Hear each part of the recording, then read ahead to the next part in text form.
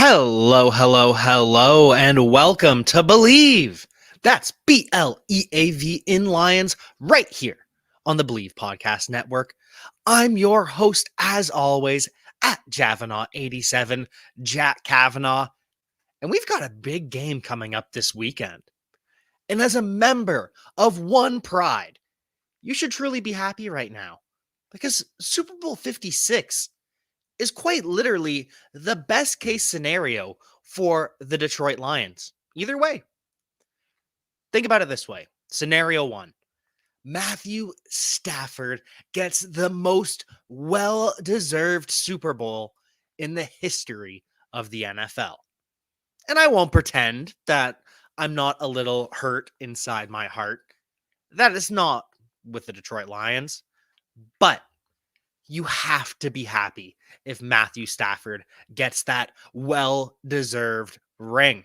Because Matthew Stafford deserves a Super Bowl for working his butt off for years and getting absolutely zero respect from the national media. And Aaron Donald deserves a Super Bowl too for being the best defensive player the NFL has seen since Lawrence Taylor. And Eric Weddle deserves a Super Bowl too for being one of the most consistent safeties in the NFL for years with the Chargers and the Ravens and the Rams, and then taking a year off of football only to come out of retirement for another playoff run. Odell Beckham deserves a Super Bowl too after he was wrongfully labeled a cancer by the media, by New York City, and by Cleveland. Jalen Ramsey deserves a Super Bowl for much the same reason after Jacksonville tried to ruin his reputation and call him selfish and greedy. Andrew Whitworth, he deserves a Super Bowl too for playing left tackle at the age of 40 in the NFL. Of course, Cam Akers deserves a Super Bowl for having the most miraculous Achilles comeback in the history of athletics. We also have Johnny Hecker, one of the best punters in the NFL. He deserves a Super Bowl as well.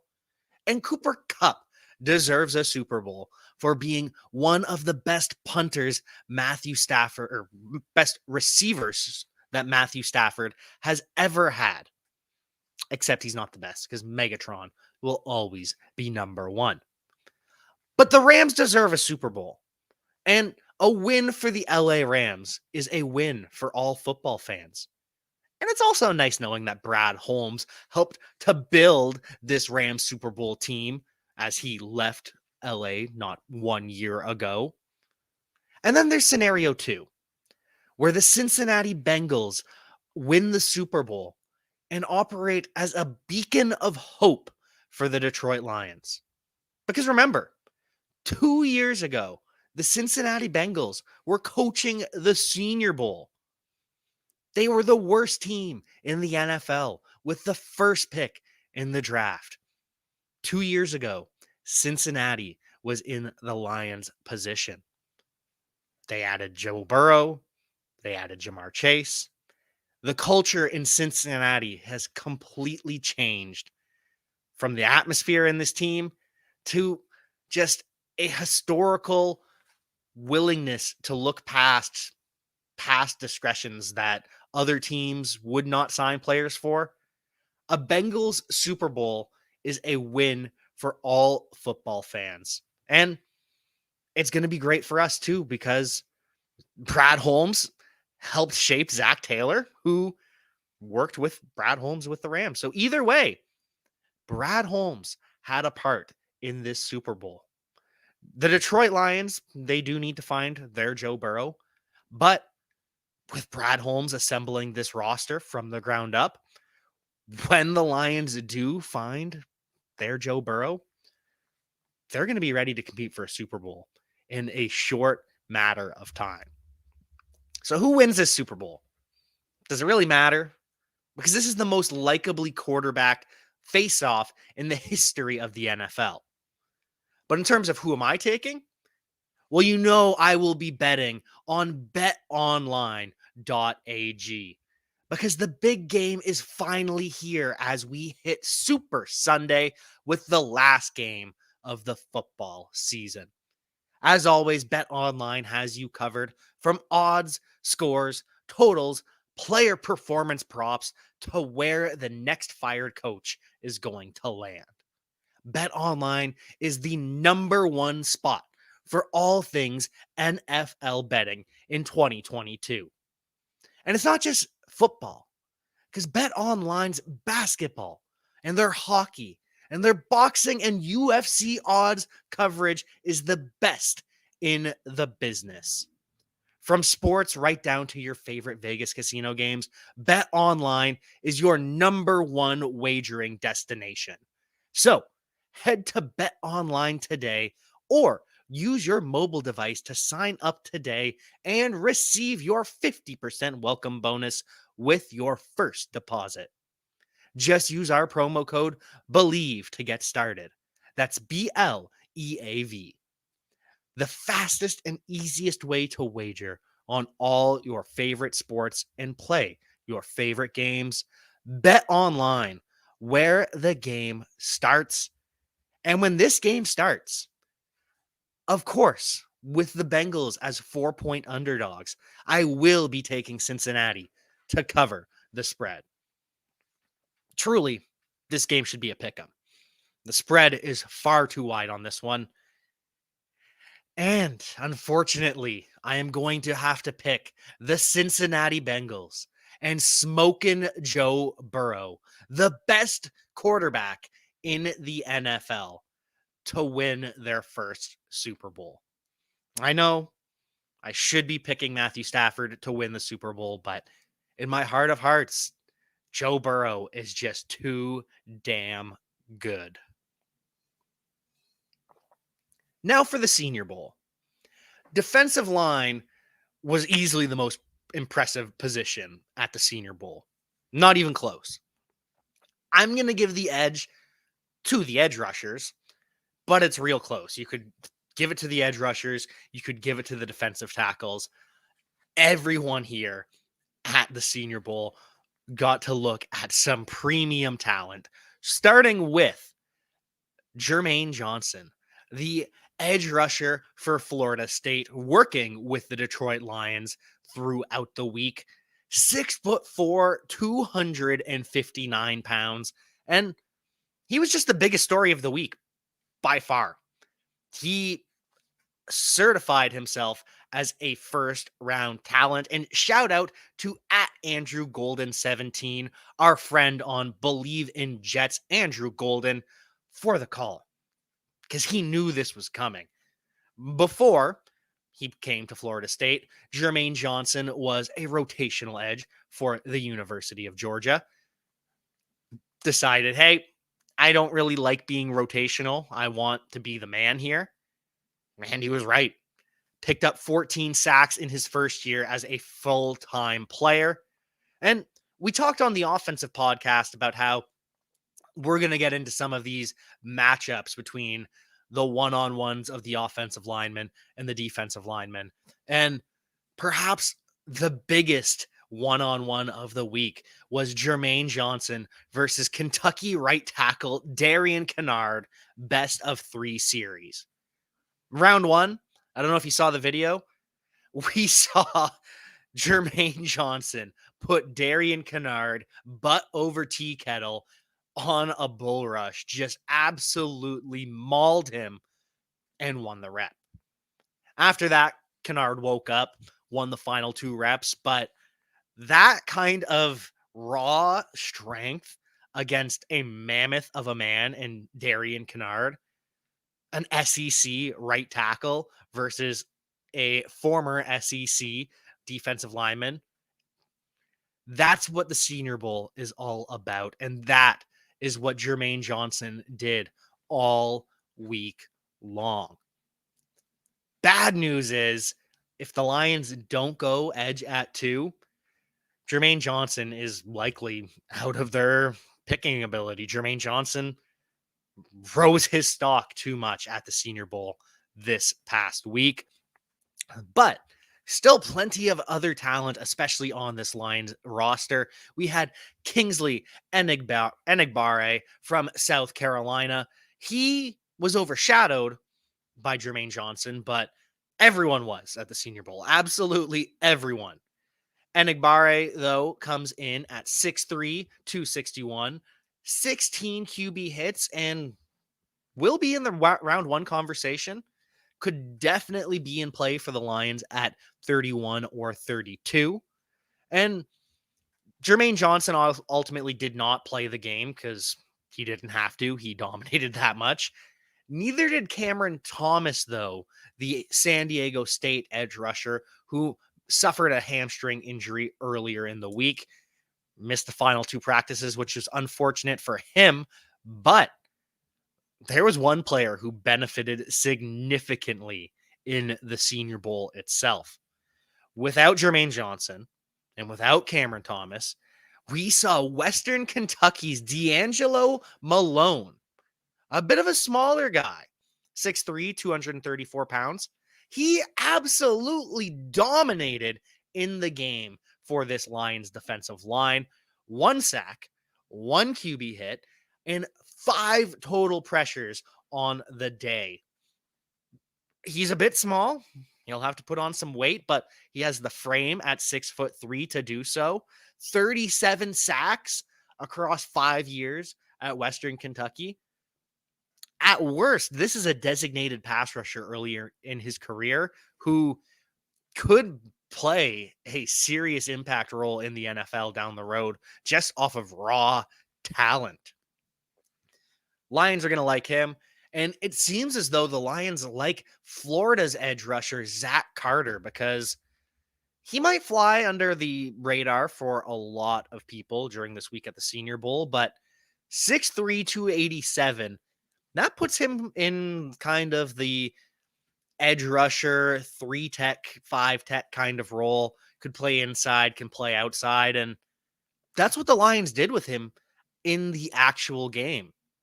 Aubrey Pleasant, when he was operating as the defensive coordinator, moved Zach Carter all over the defensive line. He had 13 snaps out wide on the end. He had 6 snaps in the 5-tech over the tackle directly. And then he had another 7 snaps lined up as a 3-tech. Zach Carter playing all across this defensive line makes me think that the Lions saw something in him.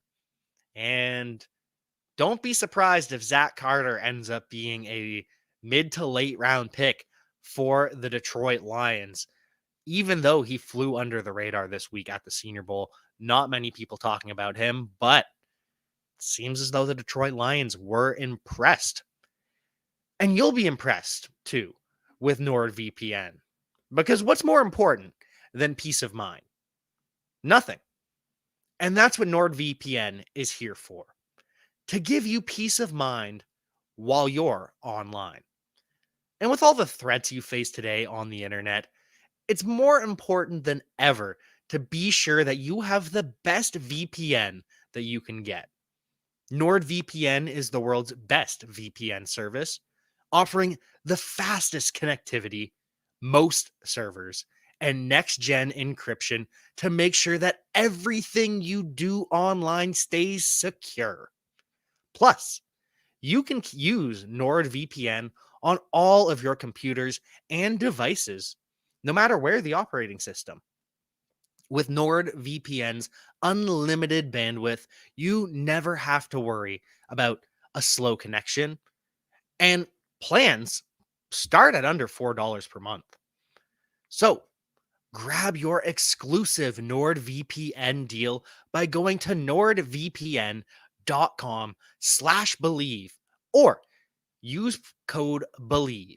That's BLEAV to get up to 70% off your NordVPN plan, plus 1 additional month for free. It's also risk-free with Nord's 30-day money-back guarantee. So as for the Jets, really, where do we start with their edge defenders this past week? Boye Mafe is probably the easiest to start with because he was by far the best edge rusher on the week. He came in 6'3", 255, prototypical size for an edge rusher. One-man wrecking crew during the Senior Bowl. 2 sacks, had a forced fumble, had 8 total pressures on just 22 pass rushes. Yeah, on over a third of Boye Mafe's snaps on the defensive line, he was getting after the Lions quarterback. Absolutely insane. He may have played himself into that round 1 conversation if he tests well enough at the combine.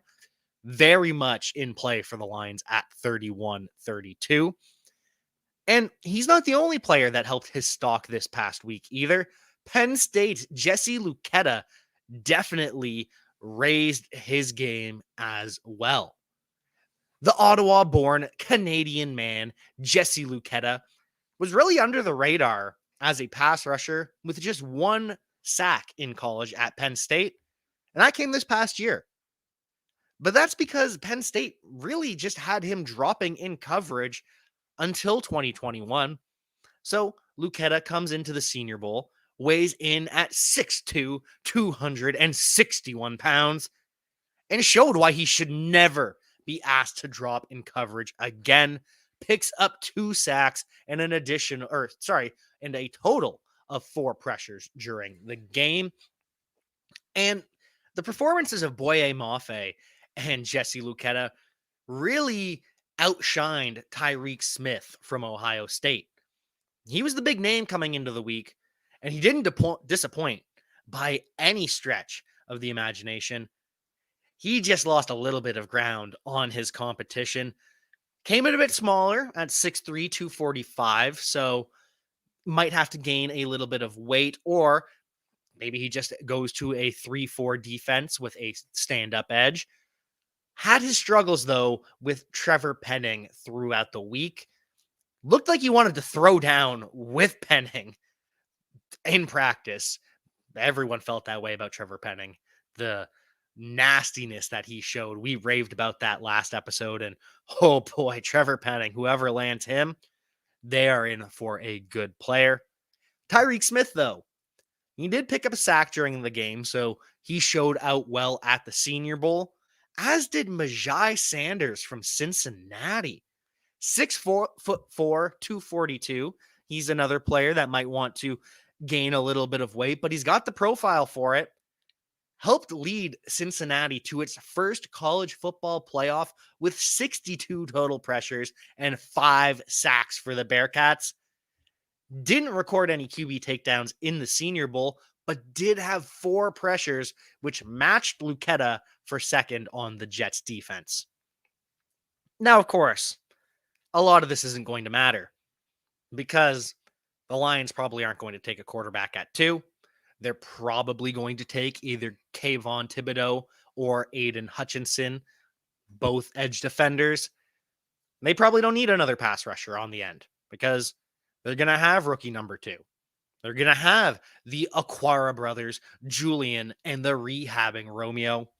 They're going to have Austin Bryant. And they're probably going to have at least one, if not both, of Trey Flowers and Charles Harris. So unfortunately, all of these edge rushers that are going to be in the conversation for the second pick of the Lions' first round or their second round pick, unfortunately, it's not going to be of much relevance to the Detroit Lions, but it was sure fun watching these players this past week. And they probably don't need a nose tackle either, because Aleem McNeil, he looks like a star on the rise. John Pennicini, more than capable as a backup to Aleem McNeil. Seems as though the Lions are set there. It's the 3 to 5 tech position that worries me a bit for Detroit. Because Michael Brockers, very steady veteran. And we're really expecting a massive jump from a healthy Levi Onwuzurike in year 2. But outside of those 2 players, Bruce Hector is the only player signed to the roster right now. So defensive interior is going to be real interesting for the Lions in this draft. And it was real exciting to watch at the Senior Bowl. We'll get things started with, of course, another player that locked himself into the first round, the 3-tech out of the University of Georgia, Devonta Wyatt. Now, there was a bit of worry coming into the Senior Bowl that as a senior and an older player, that Devonta Wyatt may have been so dominant in college simply because he's bigger and stronger than everyone and older than everyone. Those worries were put to bed pretty easily. Came in 6'3", 307 with incredible burst, magnificent quickness. Keep an eye on Devonta Wyatt. If he falls to the end of the first round with the Lions' 31st or 32nd overall pick, Devonta Wyatt would be a magnificent pick for the Detroit Lions. And he was so good that he didn't have to play in the game itself. Knew he had established himself at the top of this class. Unfortunately, the rest of the Lions' defensive tackles this week don't really interest me personally. And it's not because they're bad players by any means. LSU's Farrell Jr., he's going to be a strong defensive tackle, strong nose tackle in the NFL. He was the defensive line practice player of the week for the Lions, as voted for by the Lions offensive line. So 338-pound run stuffer. He picked up 4 tackles in the game. But as we talked about, the Lions don't really need a nose tackle, which is unfortunate because I like Farrell Jr.'s game. And I really hope we don't have to see him in the NFC North. And same with Arkansas's John Ridgeway III, too.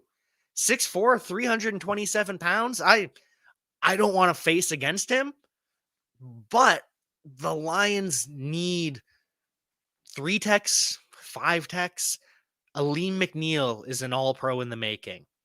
And so we also saw Phidarian Mathis from Alabama. He's kind of a tweener at 6'3", 350 or 313 pounds, but when you see an Alabama player at the Senior Bowl, you're expecting them to pop. You want that wow factor from Alabama players.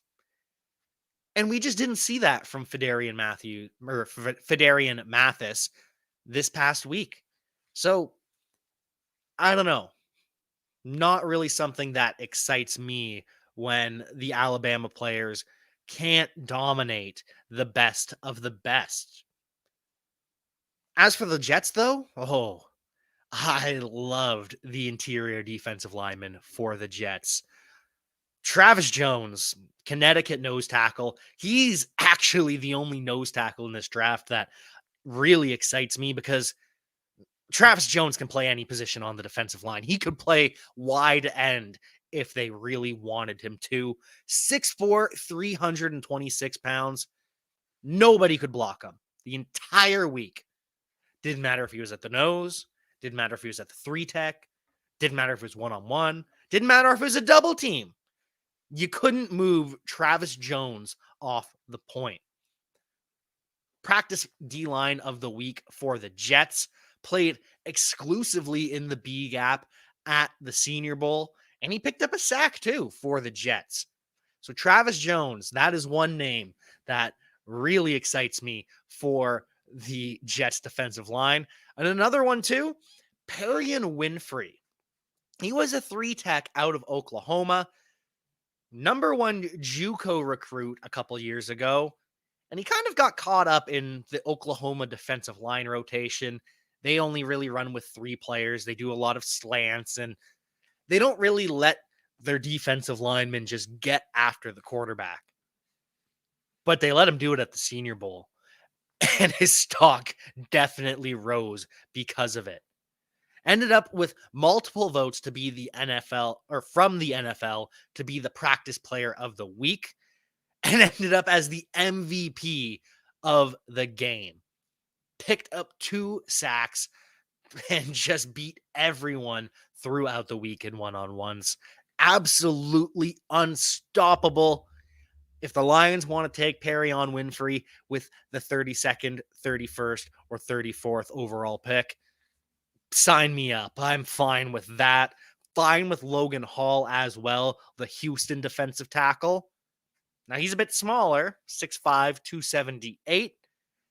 Didn't seem to bother him at the Senior Bowl playing much larger offensive linemen because the man can move. 30 pressures, 7 sacks this past year for Houston. Picked up another 2 pressures for the Jets. So Logan Hall, another name on this Jets defensive line at the Senior Bowl that I would love to see in a Lions uniform. Sadly, another player that really the Lions don't have a need for, Otito Ogbonnia from UCLA. Another nose tackle, another player that dominated all week. 6'3", 326. He's a fire hydrant. He's absolutely immovable. Didn't really play much in the game, but again, nose tackle is not a position of need for the Detroit Lions. We need 3 techs, which lines up in between the guard and the tackle. 5 techs, which lines up up on the guard.